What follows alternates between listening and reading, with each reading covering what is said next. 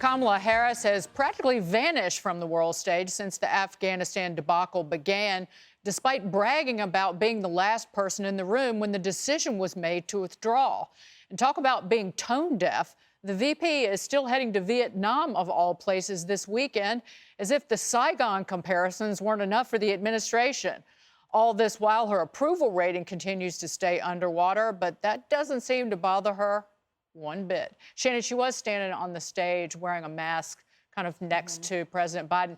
I'm sure that helped hide the look of disgust on her face, I assume, at what she was hearing. Well, I mean, you point out the optics of her going to Vietnam could not be worse. And what we're told officially from the administration is there will be no travel plan changes for the vice president, but they have to know that that could not possibly be worse for them. The image is there. But my thing is that in this country, there is so much beauty of freedom for women that she could rise to almost practically the highest place in the country. And yet her voice, we have not heard much from her about what is now going to be the reality for women in Afghanistan and girls being turned away from their jobs, being told to stay home. We're told the Council of Islamic Scholars is going to decide whether they can go to school or not. I just think we've got to wake up to the reality of what's happening there. And listen, women are mistreated in many places around the country, but Afghanistan, it is showing in just incredibly disgusting pictures day by day. I'd love to hear her voice as the highest ranking female, arguably, in the U.S., to talk about what's going to happen to them and how we can possibly right the wrongs that are playing out right now. Great. Oh, but the State Department put out this statement a few days ago. Paper, you know, words help and hurt. I guess this is how I can defend myself here in New York City since I'm not allowed to carry a gun.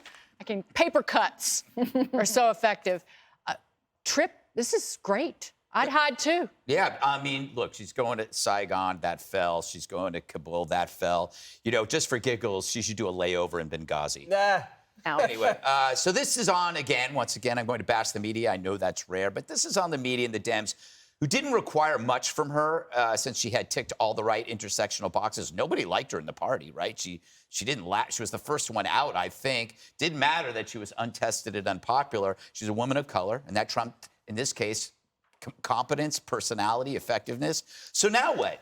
But I think about the Democratic Party, man. What did they think? They thought they had a starting quarterback, and a backup quarterback. They have neither. They got lemons. And still, she's closer to the presidency than ever because, you know, Joe doesn't look that great. And she's keeping her distance from the whole Afghan thing because she wasn't part of it. It's like a poop stick. Anybody who touches it gets poop on them. Ew. Yep. Yeah. Jesse, she's going to have to take... I'm sorry. I'm still from that analogy. Wait, what is a poop stick, by the way? I was going to use the phrase gomp stick, but no one would know what that is. I don't know what a poop stick is. It's a gomp stick. It's what they used in the Middle Ages instead of toilet paper. Okay. Jesse. Don't know why I was thinking about it. You're always thinking about poop. You're a medieval scholar. I'm medieval. I'm no scholar. I'll just say they planned this perfectly. They were supposed to get out of Afghanistan. She was supposed to go to Vietnam to reorient their whole strategy towards the Pacific, and it blew right up in their face. Now they're keeping the trip scheduled because they're like, we can walk and chew gum at the same time. No, they can't. They can't do one thing at once. So she's going to go, and it's probably good timing to get a little distance, literally and figuratively, from Joe Biden, who's struggling right now. So she can go forge her own identity over in Vietnam and get a little space between them and then come back in a couple weeks, and the dust may have settled. But she will have to do an interview when she's there, and she's going to be asked on camera about Afghanistan. And that is the test. And the White House communication shop is going to be watching. How is she going to handle it? Is she going to have another huge gaffe like she did with Lester? Or is she going to hug Joe and try to keep things together? Or maybe keep a little distance for Joe and say, maybe I was warning. She doesn't have that gear. You don't, right. She's not talented enough to answer a question on Afghanistan. So I predict a huge foot-in-the-mouth situation. She could do the sentimental voice or the laugh voice, but what you're talking about doesn't exist. No, she can't do either, right? Yeah. So it's going to be, as Greg said, damaged goods, both of them. She has a presser on Monday. That's going to be a blast, Richard. Wow. Look, listen, criticism against Joe Biden, warranted, absolutely. He deserves to take it on the chin for how he exited Afghanistan. I'm not going to walk away from that.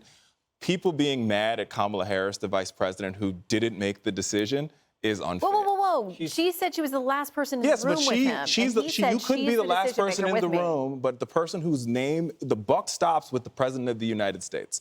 And it'd be the same as saying Donald Trump made a mistake or Donald Trump tweeted and we're blaming Mike Pence for that tweet. And I think that's also, it's unwarranted, unfair. Now, should she go on? Wait, did Mike Pence sign off on the tweet, though? Because she said she was in the room, the last person with him, and that she was part of this policy. Fair, but once again, if you're going to heap criticism on anybody, you heap criticism on the person who is the president of the United States, the person who's actually the commander-in-chief.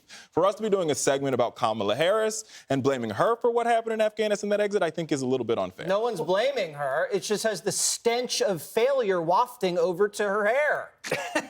And she's number 2, and Biden was the placeholder. Remember the placeholder, Richard? I guess. She's plotting, but she's no, planning. No cigar.